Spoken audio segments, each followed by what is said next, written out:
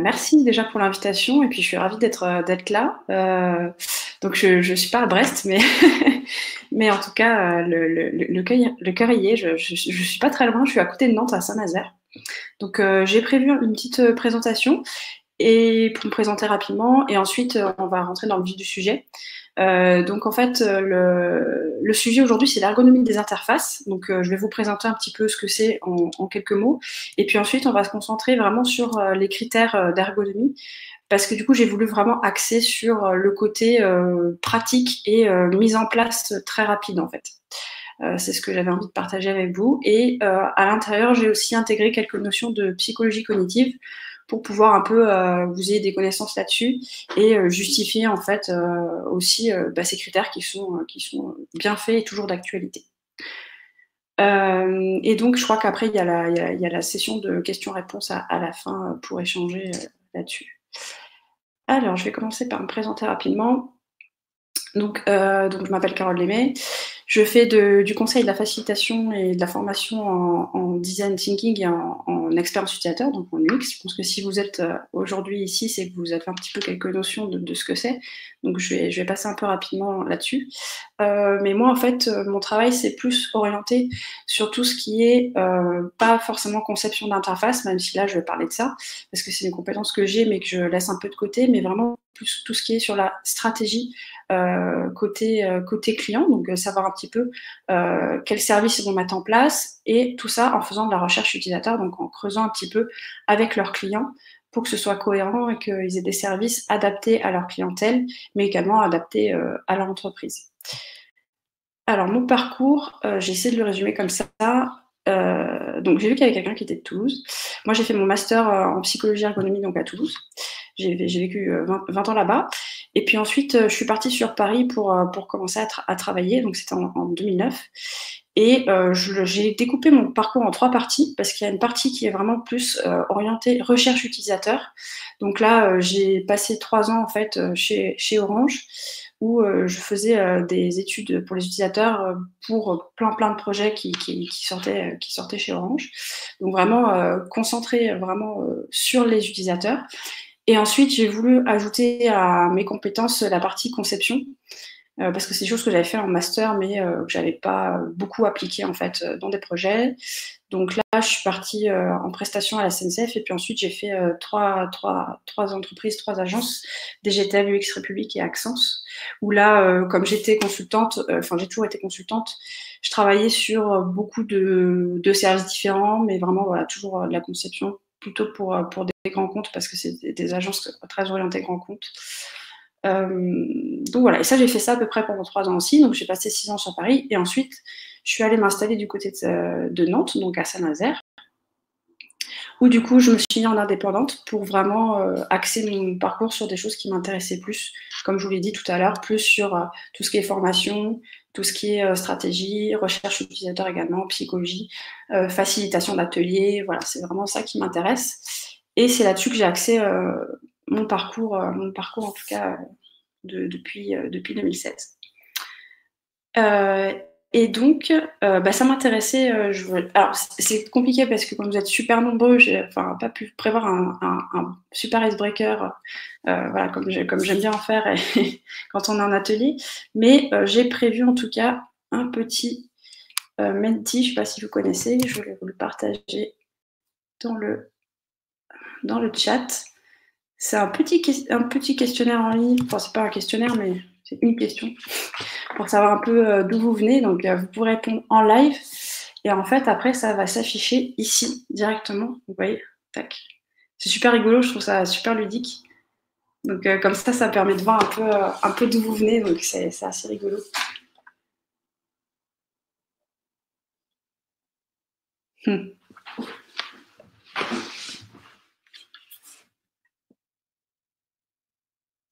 Yes, on a beaucoup de développeurs.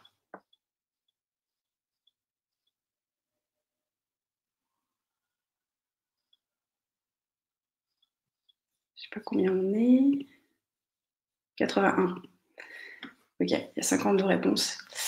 Donc ouais. Ça me fait rire. Ok. super. Bon, super parce que OK, cool. Moi, je vois que vous avez quand même pas mal de métiers, il y a un peu de tout, mais quand même beaucoup de développeurs, un peu d'UX. Yes. Bon, je laisse encore une minute. Mais bon, c'est super intéressant parce que du coup, en fait, les trucs que je vais vous montrer là, les critères d'ergonomie, c'est des choses où on n'a pas forcément besoin d'être spécialiste des interfaces ou enfin d'être vraiment UX, etc. On n'a pas besoin d'être forcément ces profils-là. Et c'est pour ça qu'ils ont été conçus, d'ailleurs, ces critères, ils ont été conçus un petit peu comme une recette un petit peu à suivre. Donc je pense que ça va pouvoir servir vraiment, vraiment à tout le monde, donc c'est top. Ok. Alors, avant de commencer dans le vif du sujet, voilà, j'ai mis des slides avec un peu de texte, mais l'histoire, enfin, je vais juste parler. En fait, c'est juste que comme ça, je pense qu'on vous enverra la presse. Je pense que c'est possible. Quand vous aurez la presse, vous aurez un peu de contexte et un peu de texte aussi, si vous voulez vous y replonger plus tard. Mais grosso modo, l'ergonomie, ça vient originairement, ça vient de tout ce qui est travail.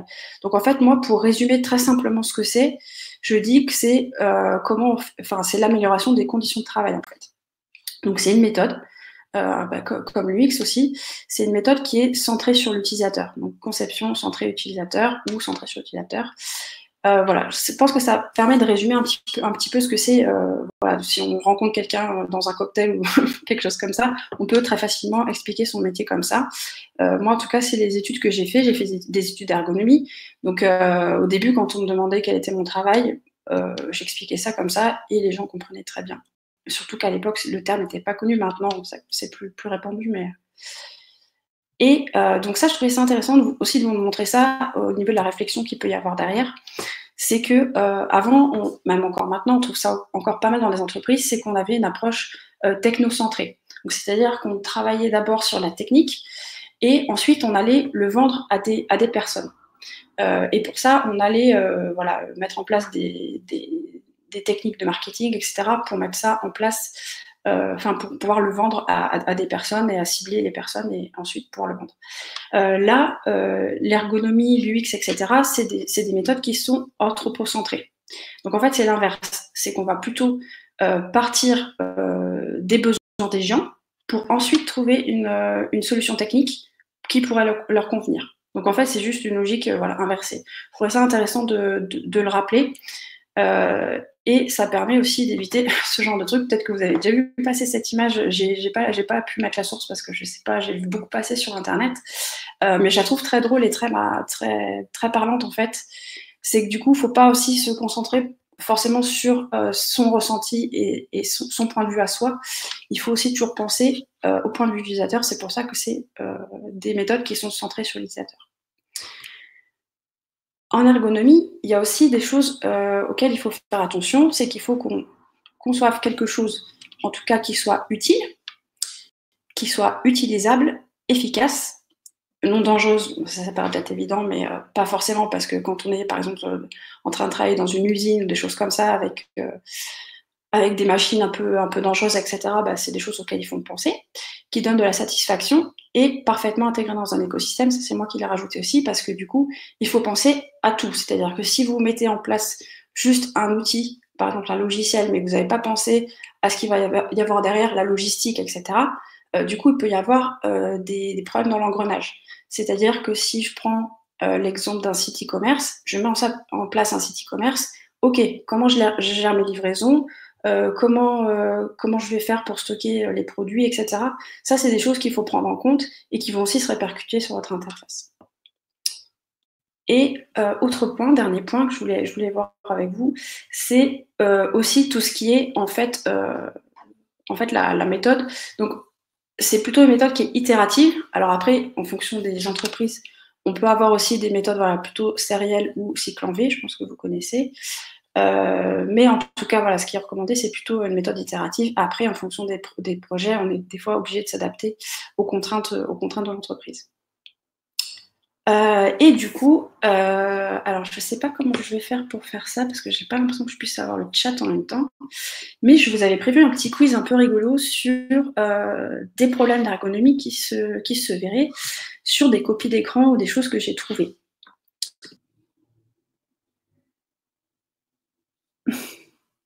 Alors, est-ce que vous voyez un peu... Ah, mais on voit... Ah oui, d'accord. Ah oui, c'est peut-être... J'espère qu'on voit bien parce que je vois que quand tu projettes... Ah oui, d'accord. C'est un peu pixelisé. Ouais, c'est ça. Et il y a à trouver, c'est écrit en orange. En fait, c'est écrit en rouge sur du orange. Et en fait, je pense que là, il y a un gros problème de lisibilité. En fait, on n'arrive pas à voir en fait ce qui est écrit. Et déjà, je pense qu'avec des bons yeux, on voit très mal. Alors, quand on a des problèmes de vue, c'est encore pire. Thomas, moi, j'aime bien. Ben, dis donc. Et voilà, donc c'est pas accessible. Donc, effectivement. Et donc, en fait, je pense que là, ce qui s'est passé, c'est un problème. Ça doit être un petit bug.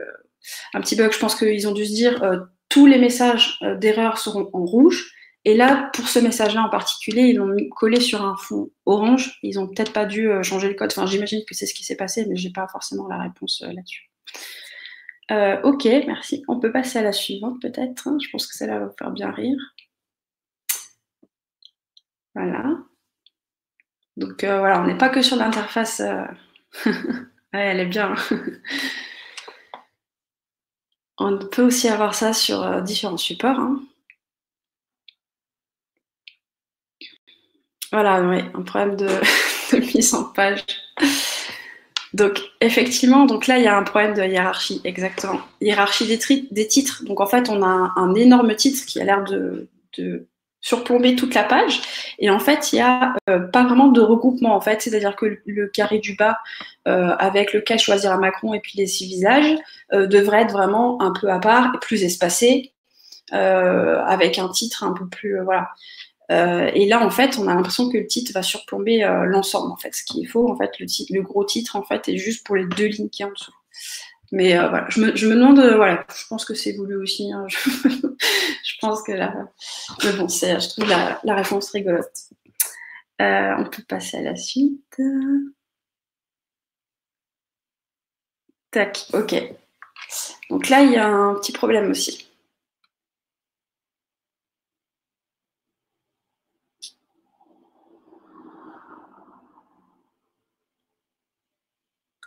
Oui, c'est ça.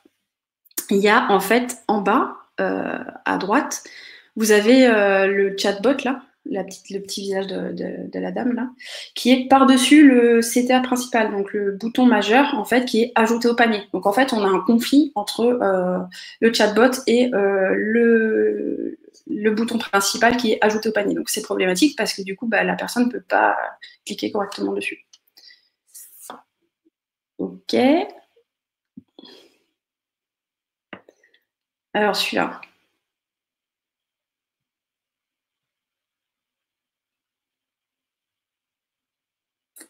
Yes, trop d'informations, c'est trop chargé.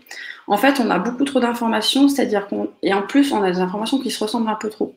C'est-à-dire que le menu là-haut avec les carrés, avec surgelé, épicerie, etc., ça a des formes un peu carrées. En dessous, on a encore des formes un petit peu carrées.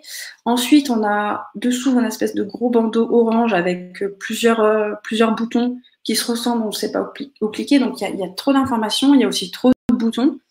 Donc voilà, on est un peu perdu là-dedans. Oui, c'est une souffrance. Après, il y a aussi le fait, je ne sais pas si vous savez, mais par exemple sur ces discounts, c'est un peu cheap et bariolé et tout ça, mais en fait, c'est volontaire. En fait, ça fait partie de leur stratégie de marque. En fait, comme là, peut-être que Leclerc, c'est la même chose. Comme ça fait cheap, un peu pas travaillé, un peu moche, on se dit ah bah tiens, ça doit pas être cher. Il y a plein de promos, il y a des trucs qui clignotent de partout. Du coup, c'est pas cher, donc je vais plutôt aller là, quoi. Donc, ouais, effectivement. Yes, on peut passer à la suite.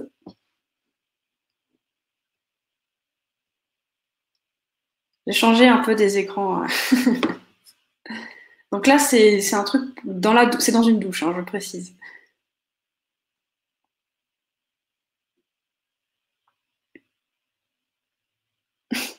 Oui, voilà. Bon, il n'y a pas forcément de bonne ou mauvaise réponse, mais grosso modo, effectivement, c'est pas intuitif et on comprend pas. Il y a pas d'indicateur en fait. C'est-à-dire que la roue du haut, en fait, où est-ce qu'est l'indicateur de là où je dois arrêter ma roue? C'est-à-dire qu'en fait, quel G je mets? Donc on a le G là normal. Après on a le G dans le dos, visiblement le G dans le dos complet, etc. Mais en fait, où est-ce que je dois placer mon curseur? Il n'y a pas de curseur. Et en fait, bon, pour l'avoir testé un peu, le curseur est en haut, mais il n'y a pas d'indicateur, donc on ne peut pas le voir. Ensuite, un autre truc sur le truc du bas.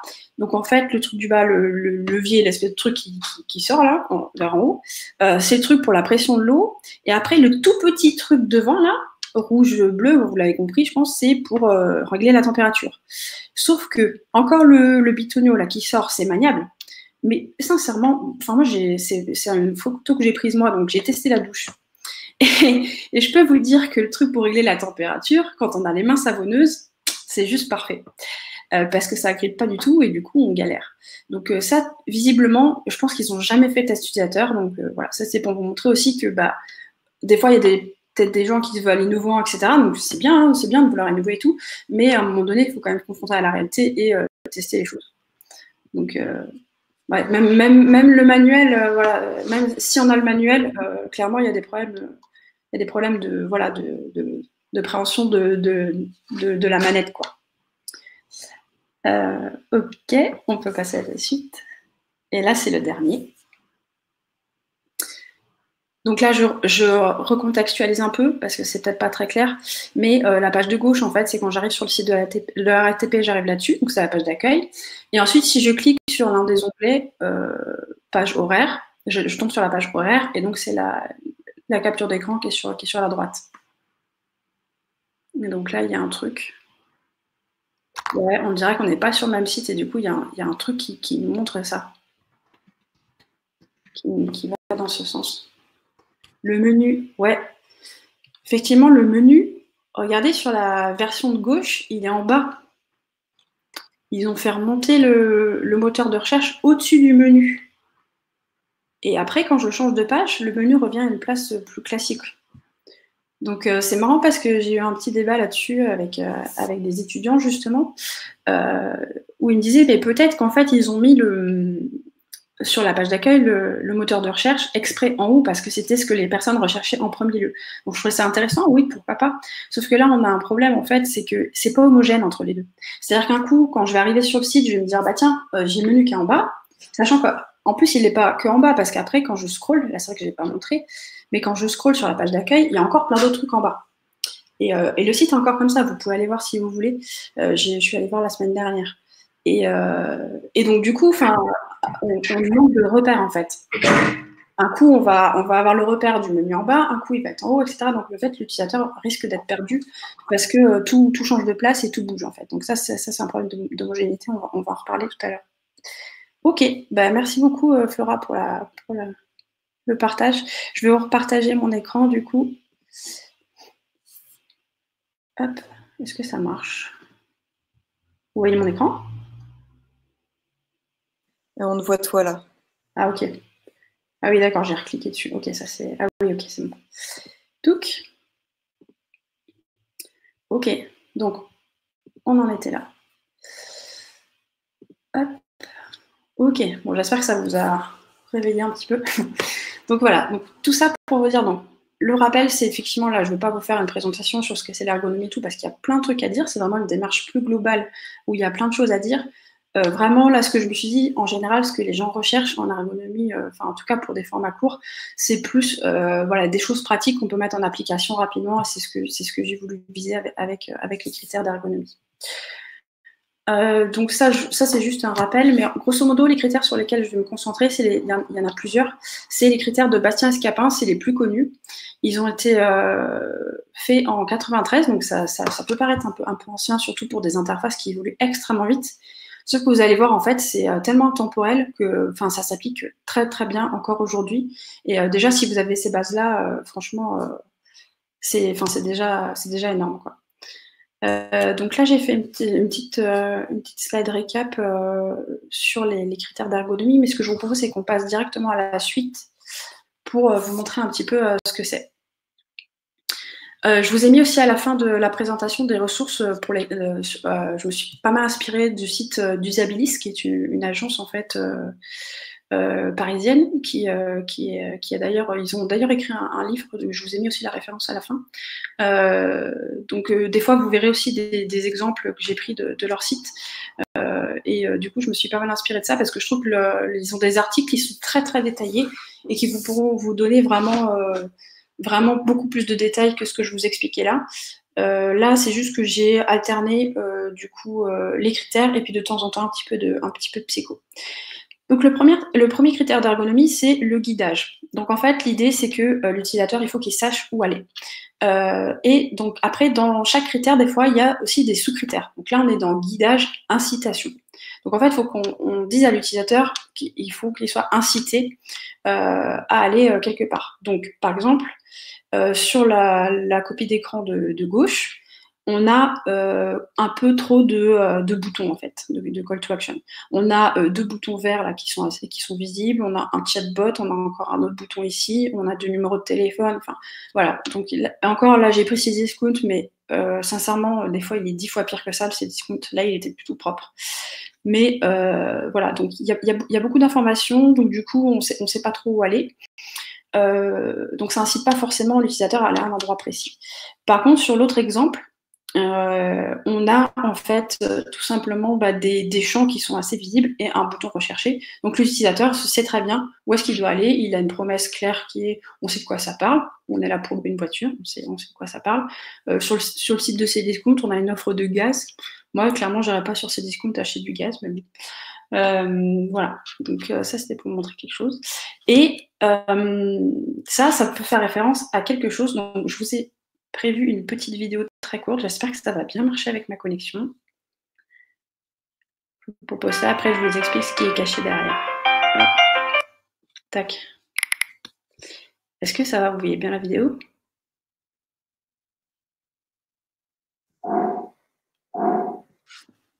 Ok. Clearly, somebody in this room murdered Lord Smythe, who, at precisely 3:34 this afternoon, was brutally bludgeoned to death with a blunt instrument. I want each of you to tell me your whereabouts at precisely the time that this dastardly deed took place. I was polishing the brass in the master bedroom. I was buttering his lordship's scones below stairs, sir. Why, I was planting my petunias in the potting shed. Constable, arrest Lady Smythe. But how did you know? Madam, as any horticulturist will tell you, one does not plant petunias until May is out. Take her away. Sorry, madam. It's just a matter of observation. The real question is, how observant were you?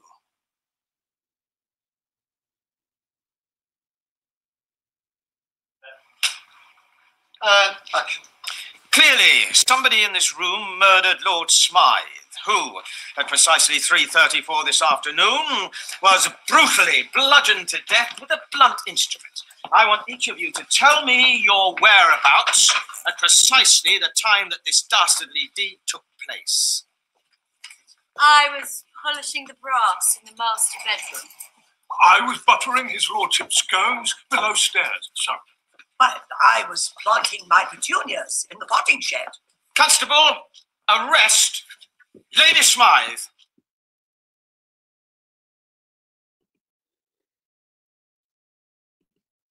Hop, j'espère que la petite vidéo vous a plu. En gros, c'est juste simplement pour vous montrer qu'il y a un phénomène qui se passe, c'est l'attention. En fait, je pense que vous l'aurez compris, on était tous focalisés sur le personnage principal et puis les autres personnages en fait qui expliquaient un petit peu, qui jouaient leur scène en fait. Et je pense qu'on n'a pas fait attention que voilà, il y a eu plein de changements qui sont passés parce que du coup, on avait notre attention qui était focalisée sur quelque chose. J'ai pris cette vidéo-là parce qu'il y a une autre vidéo qui tourne avec, faut compter le nombre de ballons, de passes de ballon, qui est assez connue, donc j'ai voulu changer un petit peu pour ceux qui la connaissent. Si ça vous intéresse, je pourrais vous envoyer le lien plus tard dans le chat. Voilà, donc c'est vraiment l'attention, parce que là, quand je suis là, je ne sais pas où focaliser mon attention, il y a trop d'informations, comme le site de Leclerc tout à l'heure. Et donc, concernant donc, les éléments de psychologie cognitive, et même ça va un peu plus loin parce qu'il y a aussi de la biologie, etc., c'est qu'en fait, notre attention, enfin notre œil, il a une toute petite zone en fait qui va pouvoir voir précisément quelque chose. C'est ce qu'on appelle la fovea, c'est juste c'est tout petit, c'est-à-dire que ça équivaut à le bouchon d'un stylo bille, le trou qu'il y a au bout du bouchon, à 10 cm de l'œil, c'est ce qu'on voit en fait. C'est la zone qui va vraiment, on va se focaliser sur une petite zone très petite comme ça, parce que notre œil n'est pas capable de voir tout dans l'ensemble. Effectivement, il y a la vision périphérique qui va être là pour voir tout dans l'ensemble, pour avoir un contexte, mais ce qu'on va voir précisément, c'est tout petit. Donc ça, du coup, quand on a trop d'informations, on ne va pas savoir quoi sélectionner et que choisir. Donc tout ça, on peut aussi l'observer quand on fait de l'eye tracking. Donc l'eye tracking, c'est un dispositif qui permet d'observer ce que voit l'utilisateur. Et on a des cartes en fait qui peuvent apparaître ou des vidéos qui permettent en fait de suivre ce que voit l'utilisateur. Donc là, c'est un exemple de carte. Donc on voit tous les points violets, c'est là où l'utilisateur a regardé. Et donc on peut observer en fait voilà, que son œil va très vite, tac, tac, tac, tac, il va très vite, il va de zone en zone, et en fait, il ne peut pas voir tout, en fait. Il va vraiment balayer tout très, très vite pour ensuite arriver à se faire une représentation mentale de ce qu'il voit. Donc là, c'est ce que j'ai voulu vous montrer aussi avec ce schéma, c'est que déjà, il y a une première, voilà, il va devoir déjà sélectionner des choses, se focaliser et inhiber tout ce qui va le déranger. Donc, c'est-à-dire que sur le site Cdiscount, tout ce qui est pub, etc., c'est des choses qu'on va inhiber. Quand on fait des tests utilisateurs, on le voit très régulièrement. Des gens, des fois, on leur dit « Est-ce que vous avez vu cette information ?» Ils nous disent « Bah non, je croyais que c'était de la pub. » Donc, dès que ça ressemble à de la pub, out. Donc, ça s'en va. Donc, on va vraiment se focaliser sur des choses qu'on pense voilà, utiles. Et ensuite, maintien de l'énergie, évidemment, sur les choses qu'on pense utiles. Ensuite, dans le guidage, vous avez aussi tout ce qui est groupement, distinction entre les items. Donc ça, je pense que c'est des choses que vous devez commencer à voir. C'est que quand les éléments sont bien regroupés, bien distincts, etc., on arrive plus facilement à lire une page. Donc là, typiquement, sur le site de Airbnb, on voit bien que y a des images, qu'en dessous, il y a des écritures qui sont rassemblées avec les images, et que du coup, en fait, ça fait un ensemble. On voit une vignette, en fait. Même s'il n'y a pas de traits, en fait, qui délimitent la vignette. On ne les voit pas, les traits. Mais on les imagine dans notre tête. Donc, il y a ça. Ensuite, on peut avoir du groupement distinction par localisation. Donc là, j'ai repris l'exemple de Leclerc, même si on a vu c'était fouillis, c'était pas top. Mais ce qui était intéressant là-dedans, c'est qu'en fait, le menu, il a un peu toujours la même tête. Donc du coup, il va descendre. Voilà, on voit que ça vient par-dessus et que ça fait un ensemble. Du coup, on arrive à se dire que c'est le menu. Donc ça, c'est quelque chose qui est intéressant aussi à garder en tête. Et ensuite, on peut aussi avoir du groupement distinction entre items par le format. Donc là, typiquement, quand on fait une recherche Google, on a différents formats qui sont très lisibles et identifiables tout de suite.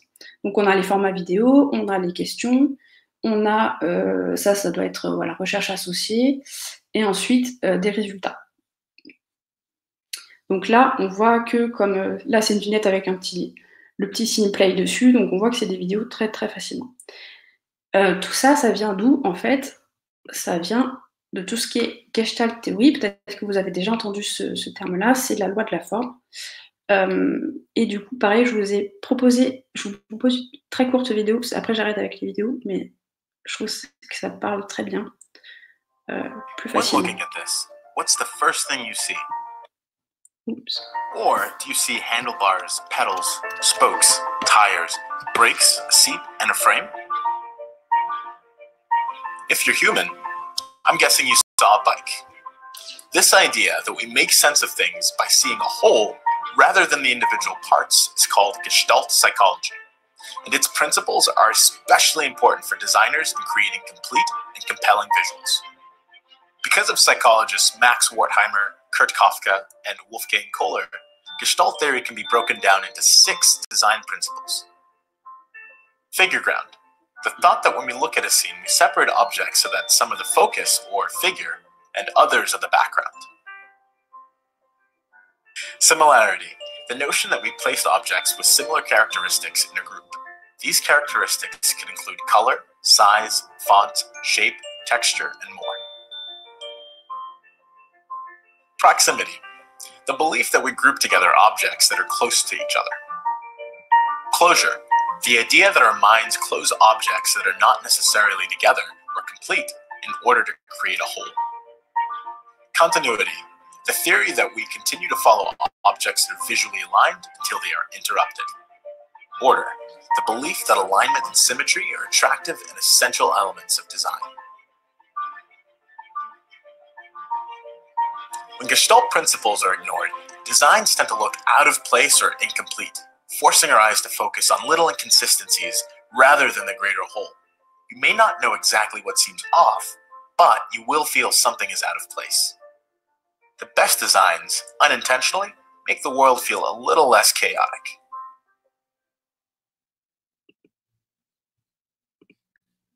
Voilà, je trouve cette vidéo assez parlante. Donc là, ils ont parlé de 6 dans la vidéo, mais voilà, on trouve aussi d'autres sources sur Internet, où là, par exemple, j'en ai 8.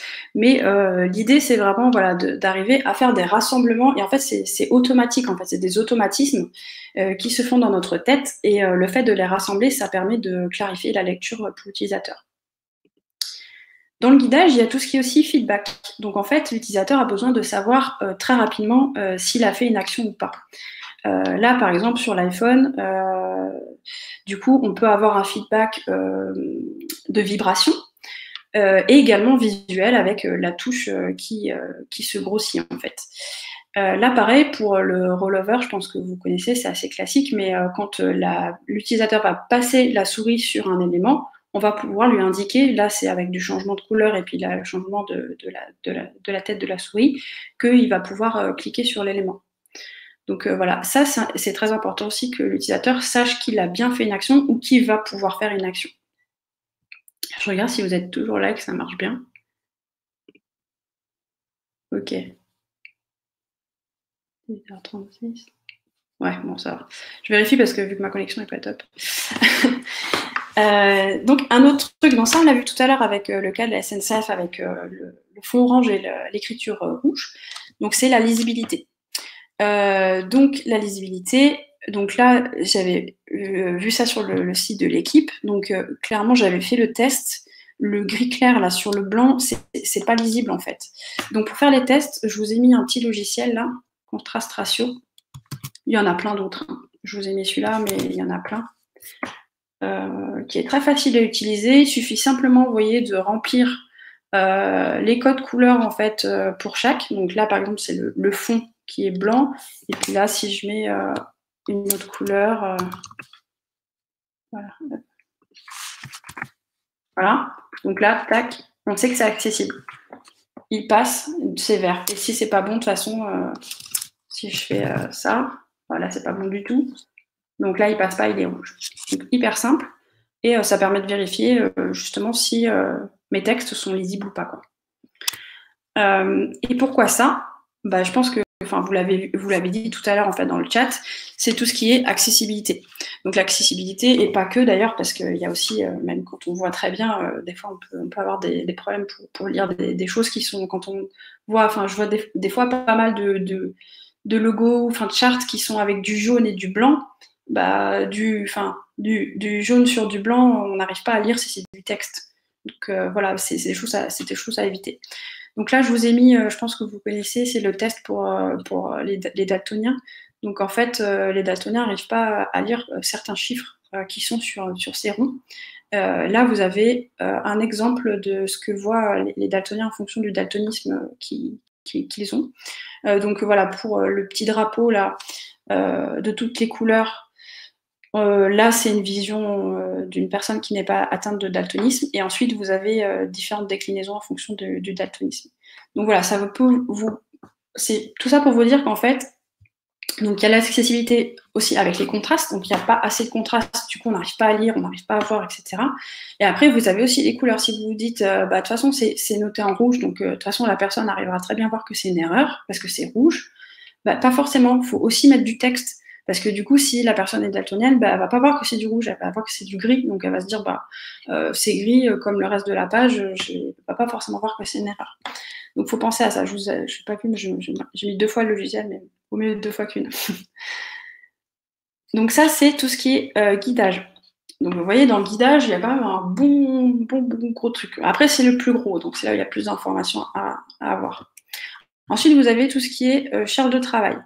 Donc, la charge de travail, je vais en parler tout à l'heure plus précisément ce que c'est en psycho, mais en gros, ce qu'ils nous disent, Bastien Scapin, c'est qu'il faut que les informations soient plutôt brèves.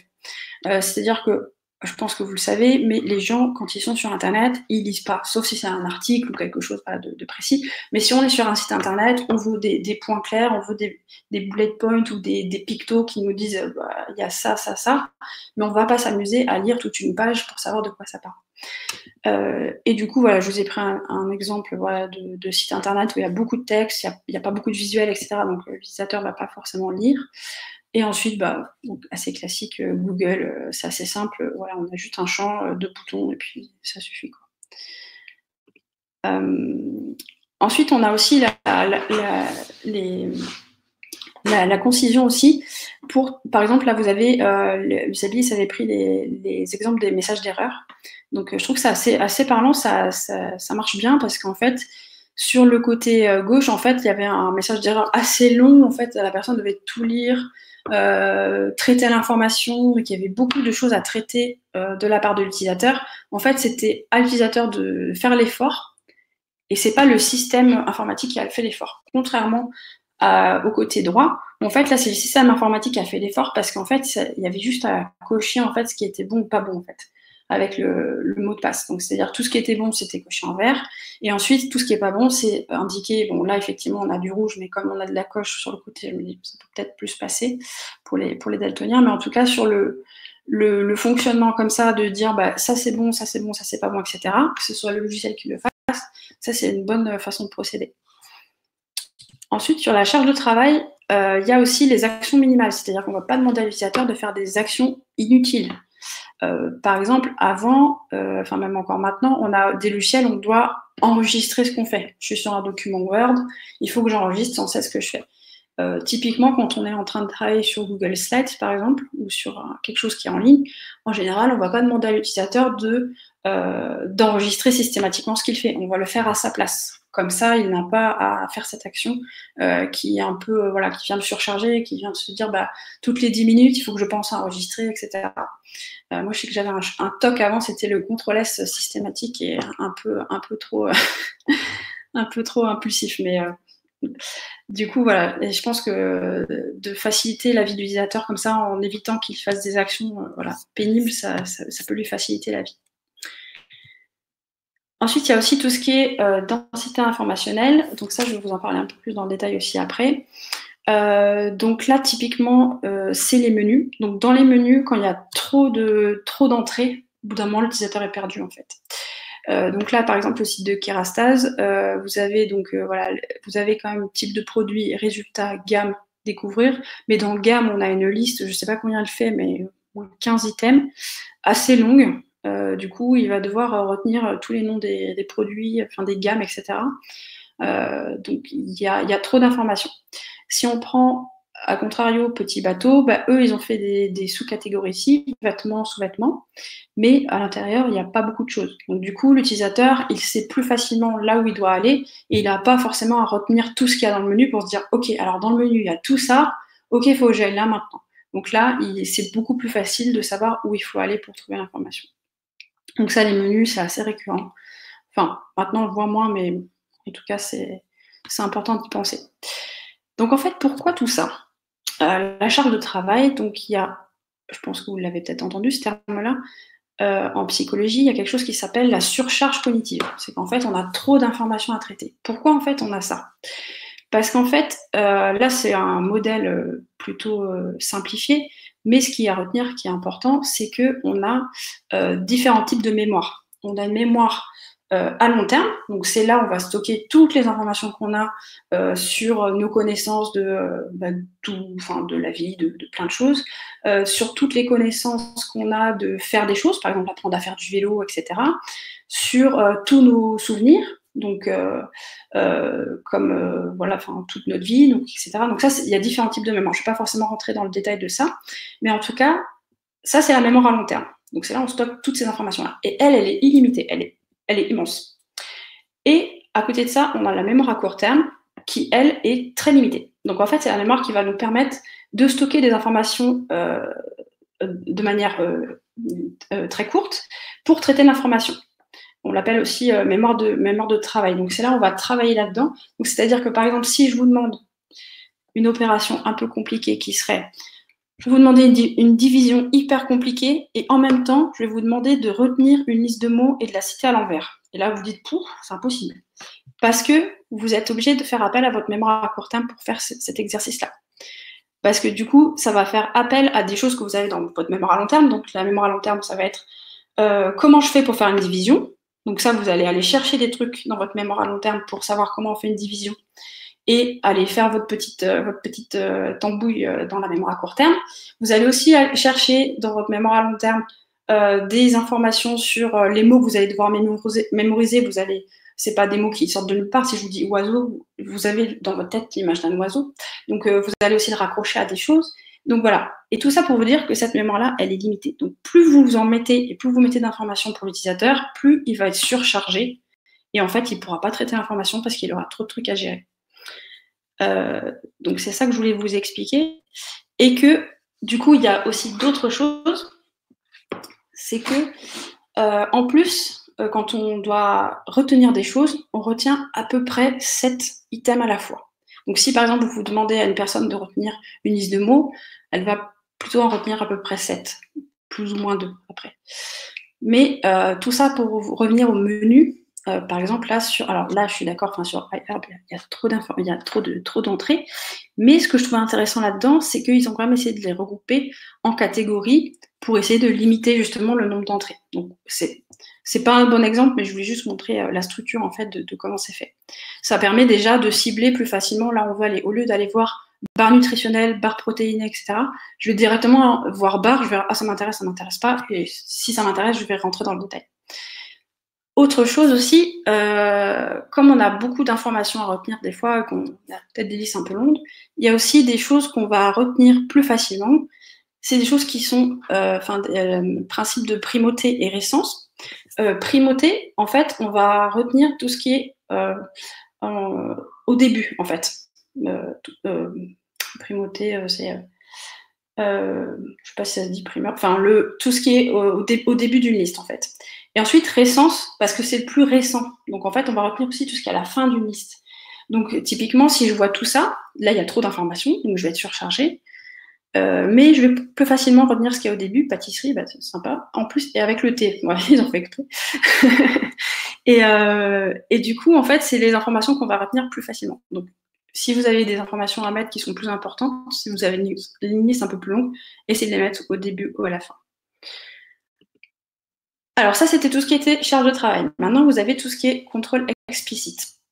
Donc, je ne sais pas si ça vous est déjà arrivé, mais moi, j'avoue que j'ai horreur quand il y a des trucs qui se lancent tout seuls sur les interfaces, des vidéos, des gifs, des je sais pas quoi. Je sais que ça m'horripile. Et c'est typiquement ça, en fait, ce qui se passe. C'est qu'en fait, il faut que la personne puisse avoir des actions qu'elle puisse maîtriser. Donc ça, on va le revoir aussi dans les contrôles explicites, dans l'autre truc après. Mais ici, en fait, ce qui s'est passé sur le site de l'équipe, c'est que j'ai ouvert le site et j'ai une vidéo qui s'est lancée toute seule. Et en plus, je pouvais pas l'arrêter, donc en fait, elle est restée là. Donc là, clairement, je peux pas avoir le contrôle et en plus, j'ai pas un endroit où je peux me dire, ah bah tiens, à cet endroit-là, je peux arrêter la vidéo et lire l'article. Et un contrôle explicite qui est bien, c'est par exemple quand vous imprimez quelque chose, quand vous cliquez sur la petite imprimante, on ne va pas vous lancer tout de suite l'impression. Enfin, des fois, il y a certains logiciels qui le font, mais en général, on vous demande OK, quel format tu veux, combien de pages, etc. Donc du coup, c'est voilà, on a quand même quelque chose de tampon qui nous permet de contrôler un petit peu ce qu'on est en train de faire. Donc ça, c'est voilà, laisser l'utilisateur libre de choisir ses actions. Après, donc ça rejoint en fait tout ce qui est contrôle utilisateur justement, où là, donc j'ai repris la RATP parce que je voulais mettre aussi des choses bien comparé à tout à l'heure. Mais ici, ce que j'ai trouvé bien, c'est au moment où il y avait les grèves, ils avaient mis un petit bandeau qui défilait avec les indications pour les grèves, etc. Et ça tournait tout seul, donc en fait c'était un peu perturbant parce que du coup, comme je l'ai dit tout à l'heure, on a l'attention qui va se concentrer sur des éléments voilà, qui ressortent un peu plus, et typiquement quand ça bouge, l'attention elle est complètement prise par ce qui bouge. Et donc là, il y avait le truc qui tournait, et en fait j'avais la possibilité de mettre en pause ou de mettre en play pour lire en fait l'information. Donc ça j'ai trouvé ça bien parce qu'au moins, si je suis gênée par le défilement de l'information, je pouvais stopper à n'importe quel moment. Hop, je regarde l'heure. Ouais, ça va. Je suis dans les temps. Parce qu'on a fait le plus gros. Désolée, c'est vrai que j'ai pas fait un truc très interactif, mais comme je sais que vous étiez nombreux, j'ai plutôt l'habitude de faire mes formations en format interactif, mais je sais que ça allait être un peu compliqué de faire quelque chose d'interactif dans le temps imparti et vu le nombre qu'on était. Donc ensuite, il y a donc tout ce qui est adaptabilité. Donc en fait, il faut que le système soit flexible en fait. Donc flexible, ça veut dire quoi? Ça veut dire que la personne peut personnaliser à minima en fait l'interface. Donc par exemple en bas là, je vous ai mis l'exemple assez classique de Airbnb où on peut faire des listes de souhaits. Je peux mettre avec le petit cœur là, je peux mettre que je veux mettre cette activité ou enfin ce logement dans mes listes de préférences pour que je puisse en fait personnaliser l'interface. Pareil en fait, si vous changez de navigateur sur votre ordinateur, on peut vous proposer d'utiliser tel ou tel navigateur par défaut. Vous pouvez personnaliser les logiciels que vous avez sur votre ordinateur. Vous pouvez personnaliser tout un tas de choses qui vous permettent justement de faciliter l'utilisation en fait de votre interface. Ensuite, vous avez aussi un autre sous-point dans adaptabilité qui est la prise en compte de l'expérience utilisateur. Donc là, c'est en fait que dans vos utilisateurs, vous allez potentiellement avoir des personnes qui sont plutôt novices et des personnes qui sont plutôt expertes de votre logiciel, ou même des interfaces du numérique en règle générale. Donc là, déjà, ça c'est très important. Quand vous concevez quelque chose, bien sûr, il faut vous intéresser aux utilisateurs que vous allez cibler. Donc typiquement, si vous concevez quelque chose pour des personnes qui sont seniors, vous n'allez pas concevoir de la même manière que pour des gens qui sont hyper geeks et qui savent tout manier, etc. Donc voilà, c'est aussi, il faut réfléchir à tout ça. Mais là, clairement, ce critère-là, c'est permettre justement de s'adapter à tous ces profils-là. Par exemple, ici, dans le menu, j'ai, pour les personnes qui ont plus l'habitude des menus, j'ai le menu de manière classique. Et ensuite, pour les personnes qui ont plus l'habitude des raccourcis clavier, je vais avoir directement le raccourci clavier. Donc, il y a deux moyens de faire une seule action. Des fois, on me dit, mais c'est bizarre, là, il y a deux moyens d'arriver à cette page ou il y a deux moyens d'arriver à faire cette action. Je dis, mais c'est pas grave, en fait. Il vaut mieux que ça soit deux fois, mais il faut que ce soit cohérent, par contre, bien sûr. L'idée, c'est pas de mettre le même bouton partout. Hein. Mais il vaut mieux qu'il y ait plusieurs chemins pour arriver au même endroit, plutôt que comme ça s'adapte un peu à toutes les logiques. Des fois, on a des logiques qui sont pas tout à fait les mêmes, et c'est bien de s'adapter un petit peu à toutes les logiques. Donc tout ce qui est adaptabilité, ça m'a fait penser en psychologie à tout ce qui est mémoire, un petit peu stockage des informations, etc. Donc c'est-à-dire qu'en fait, les personnes que vous allez avoir qui vont utiliser les interfaces, elles vont pas forcément avoir les mêmes expériences, les mêmes expertises et même les mêmes schémas mentaux. Donc du coup, c'est pour ça que je pense que c'est bien de faire plusieurs chemins possibles pour arriver à un même endroit. Je voulais vous montrer un petit peu ça. Donc tout à l'heure, je vous ai parlé de la mémoire à long terme. Donc dans la mémoire à long terme, ce qu'on fait, c'est on fait comme des dossiers en fait, tout simplement. C'est qu'on a des dossiers qui vont être faits pour ranger un petit peu les informations qu'il va y avoir dedans. Par exemple, là, c'est un exemple très simple, avec l'animal. Donc un animal, je sais qu'il respire, qu'il mange, par exemple. Et dans animal, j'ai la catégorie oiseau, poisson et puis bien d'autres évidemment. Et dans chaque catégorie, pour chaque dossier, on va dire, j'ai des caractéristiques. Donc, oiseau, je sais qu'il vole, qu'il a des plumes, qu'il a des ailes, etc. Parfois, c'est pas vrai. Par exemple, l'autruche, ça vole pas. Par contre, c'est un oiseau. Donc, du coup, on va quand même le mettre dans le dossier oiseau. Donc, on a des dossiers. Et c'est ça qu'on va aller chercher, justement, qu'on va aller chercher dans notre mémoire à long terme quand on a besoin d'informations. Donc, ça va créer des chemins comme ça. et ça se complète avec tout ce qui est plasticité cérébrale. Donc, en fait, la plasticité cérébrale, c'est le fait que notre cerveau, il va se transformer tout au long de notre vie. D'ailleurs, notre cerveau est... Non, enfin, alors, je ne sais pas si c'est obsolète ce que je vais vous dire, mais la dernière fois que j'avais regardé, c'était notre cerveau, il grandissait jusqu'à l'âge de 25 ans. Donc, tout ce qui était préfrontal, là, ça grandit jusqu'à 25 ans. Donc même tout au long de notre vie, il va continuer à progresser, enfin à faire des connexions. Donc je pense que vous le savez, mais en fait dans le cerveau, vous avez les neurones qui vont se connecter entre eux. Et le fait que vous allez souvent faire quelque chose, ça va renforcer ces connexions. Donc en fait, c'est ce que je vous ai montré par le petit schéma ici. Alors je ne sais pas s'il est clair, mais ce que je vais faire, c'est que je vais l'expliquer. En gros, quand vous faites quelque chose, par exemple, vous faites des fléchettes là. Vous faites des fléchettes. Au début, vous n'êtes pas trop à l'aise avec les fléchettes. Donc, vous allez développer dans votre zone du cerveau un tout petit morceau qui va être réservé aux fléchettes. Vous allez avoir des connexions entre les neurones qui vont se faire. Et si vous vous entraînez beaucoup, si vous faites ça très très souvent, etc., bah, vous allez devenir meilleur en fléchettes déjà. Et puis, votre cerveau va se transformer. C'est-à-dire que la zone qui va être dédiée aux fléchettes va être plus grande. Et vous va parfois aussi se connecter avec d'autres zones, par exemple la vision, des choses comme ça, pour pouvoir se connecter. Et vous allez avoir beaucoup plus de connexions.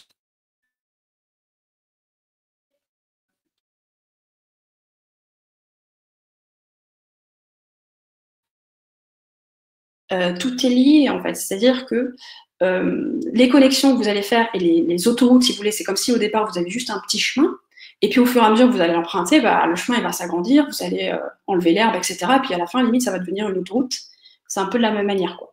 Donc vous allez faire votre autoroute et ça va vous permettre justement d'avoir ces apprentissages-là et de faire des raccourcis beaucoup plus facilement.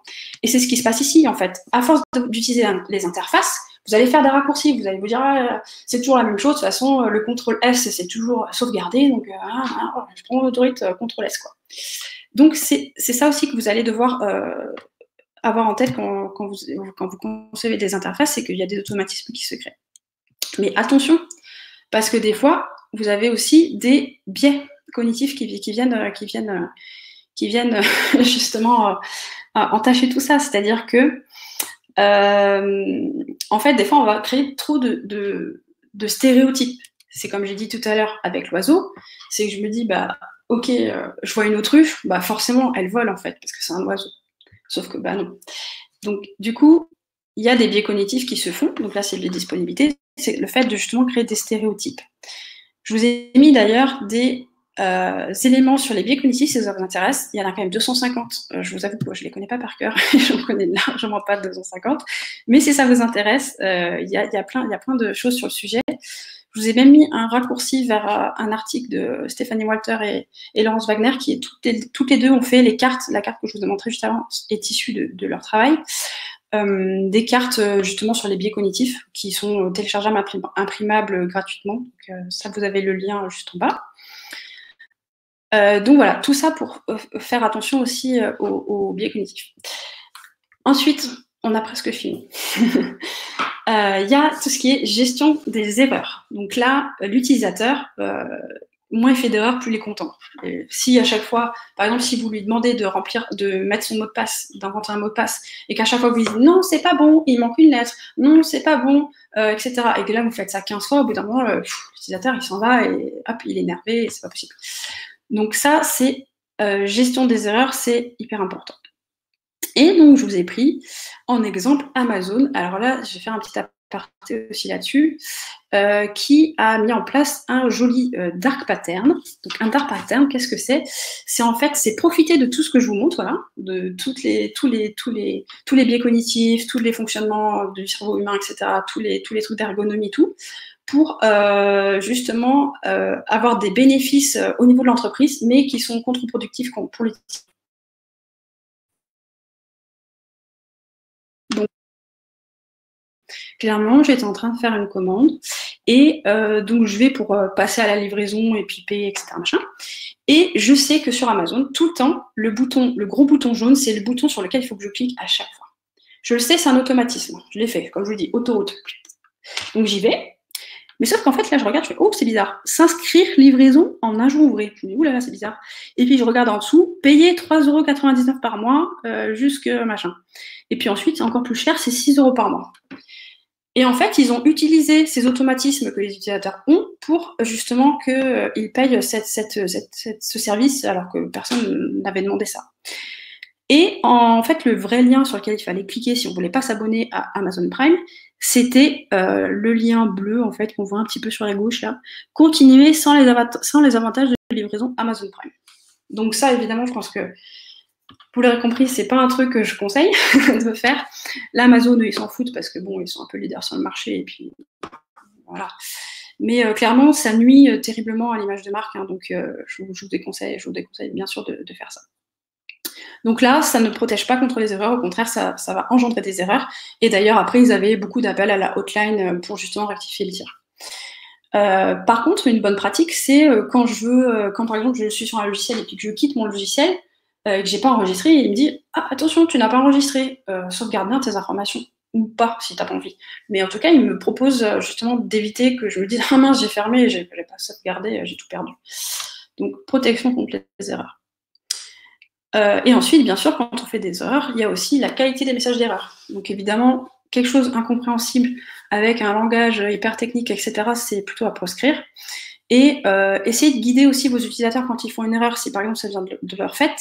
Par exemple, là, sur l'Occitane, j'avais tapé crème avec une faute exprès pour voir un petit peu ce qui se passait. Et en fait, il m'a proposé d'autres crèmes avec le bon orthographe, bien sûr. Donc en fait, il m'a pas laissé dans une impasse, il m'a pas dit « Oh, t'es trop nul, tu sais pas écrire crème, hop ». Il m'a dit « Ok, tu veux chercher des crèmes, bah du coup, je vais t'en proposer d'autres. » Donc essayez de faire des portes de sortie pour vos utilisateurs quand il y a des erreurs également. Et ensuite, les corrections d'erreurs aussi qui se font quasi instantanément. Parfois, c'est surtout ce qu'on voit beaucoup dans les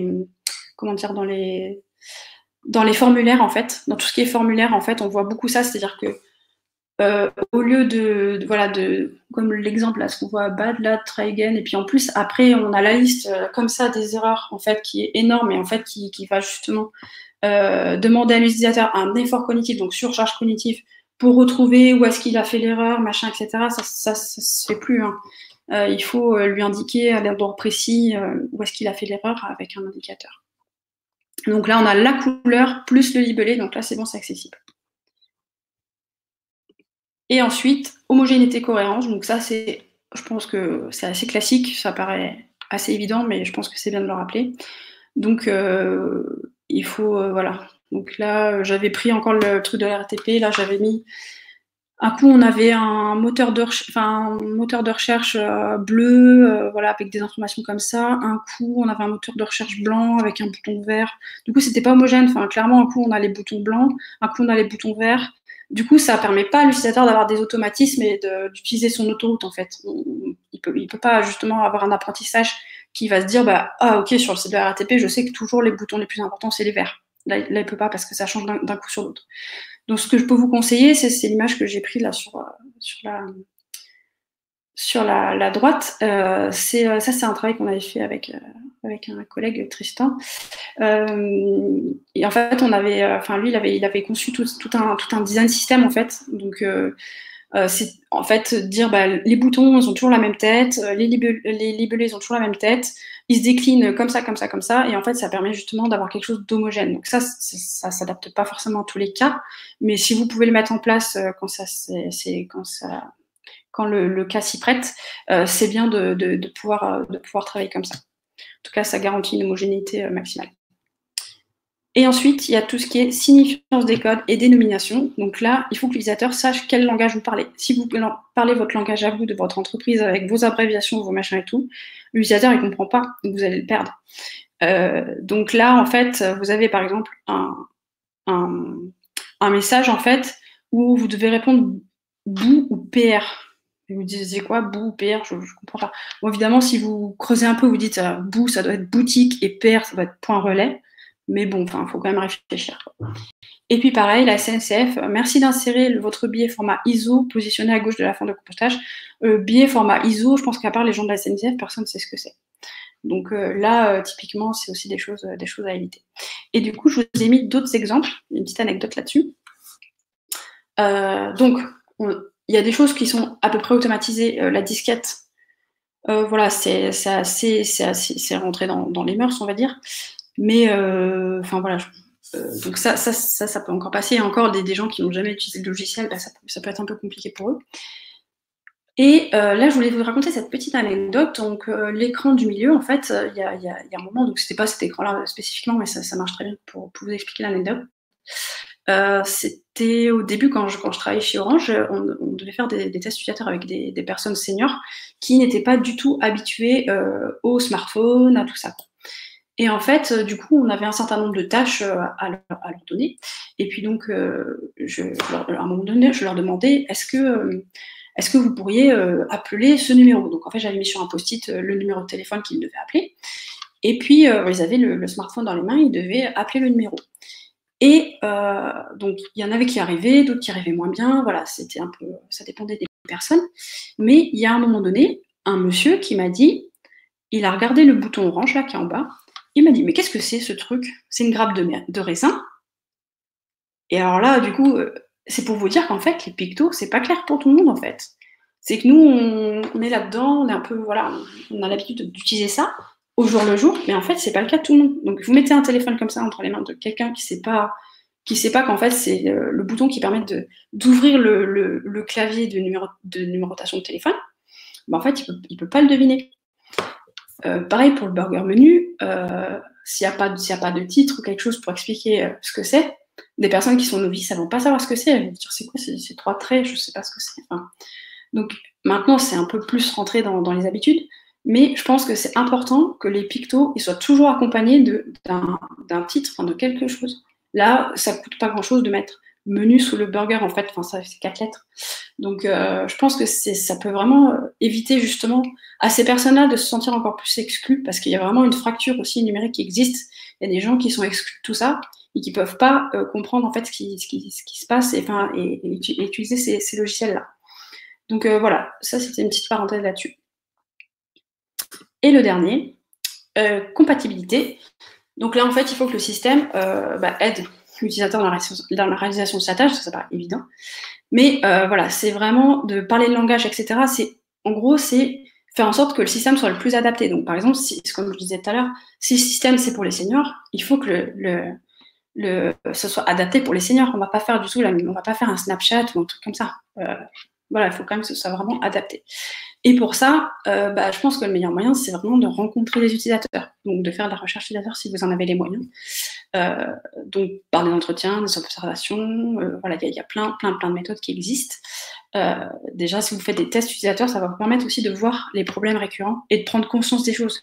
Clairement, ce truc du picto, je pense que je ne l'aurais pas compris. Enfin, c'était tout au début que je commençais à bosser. Et enfin, pour moi, je me servais du smartphone depuis longtemps et je me dis, c'est évident. Et puis, de se mettre face à ça, on se dit, mince, en fait, non, c'est pas évident pour tout le monde. Donc voilà, j'ai terminé là-dessus. Je finis juste par quelques petites ressources. Je vous ai mis des petits trucs, des petits liens. Donc en fait, il suffira juste de cliquer dessus et puis d'aller voir ce qui se passe. Ça, c'est un site où il y a des petits jeux qui sont tout mignons, tout rigolos. Qui ensuite vous explique certains concepts d'ergonomie, justement. Donc, je vous laisserai découvrir ça. Et après, il y avait User in Your Face. Et alors là, c'est en gros l'interface de la mort. C'est-à-dire qu'en fait, c'est l'interface qui est la pire du monde. Elle est conçue exprès pour que ce soit pas utilisable, en fait. Donc, vous avez tous les problèmes impossibles, inimaginables que vous pouvez mettre dans une interface, vous les avez dans celle-là. User in Your Face. Je pense que ça s'appelle bien comme il faut. Et du coup, je trouve ça bien aussi de l'avoir parce que ça permet aussi de sensibiliser les gens à faire des interfaces faciles d'utilisation. Ensuite, je vous ai mis le lien vers le site d'Usabilis, en fait, qui, voilà, comme je vous l'ai dit, qui répertorie plein de jolies choses sur les critères. Vous avez aussi le blog de IARGO, Raphaël Ayarassari, qui aussi répertorie des éléments sur les critères de Bastien Scapin. Donc ça, c'est Christian Bastien. Je crois que Scapin, je crois qu'il est décédé il n'y a pas très longtemps. Donc voilà. Et ensuite, je vous ai mis aussi, donc ça c'est suite à une conversation que j'ai eu cet après-midi avec Marie et Jérémy, qui je collabore pas mal sur des choses.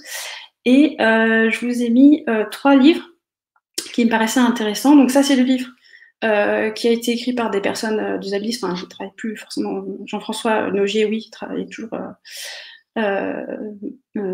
responsable de l'agence, en fait. Et après, je sais pas, Thierry Bouillot, je ne connais pas, Jules Leclerc est plus chez eux. Mais en tout cas, c'est un livre référence. Donc là, il est 5e édition. Donc en fait, il est mis à jour régulièrement pour avoir des exemples toujours à jour, parce que les interfaces, comme vous l'avez vu, ça évolue très très vite. Mais en tout cas, c'est vraiment concentré à fond, ergonomie des interfaces, les bonnes pratiques et tout ça. Et après, si tous les sujets du UX, etc. vous intéressent, vous avez le livre d'Antoine Vizonneau, qui est très bien fait parce qu'il est assez large. Il traite de l'UX, mais aussi un peu de design thinking, un peu d'agilité, etc. Vraiment très large méthodo. C'est pas là où vous allez les trouver des choses très précises sur comment faire, etc. Mais ça donne vraiment un spectre très global, en fait, des méthodes, etc. Et ça permet vraiment de structurer ses idées et de commencer à mettre un pied dedans.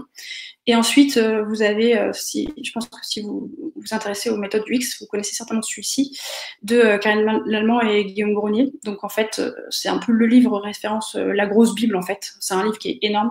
D'ailleurs, si je coupe ma caméra, si je coupe le truc, partage d'écran, je peux vous les montrer. Mais voilà. Voilà. Donc là, c'est la grosse Bible. Donc là, c'est avec écrit tout petit et tout. Donc là, voilà, si vous voulez savoir comment faire, là, vous en avez. Et puis ensuite, vous avez Antoine Vizonneau. Donc alors lui, c'est beaucoup plus petit.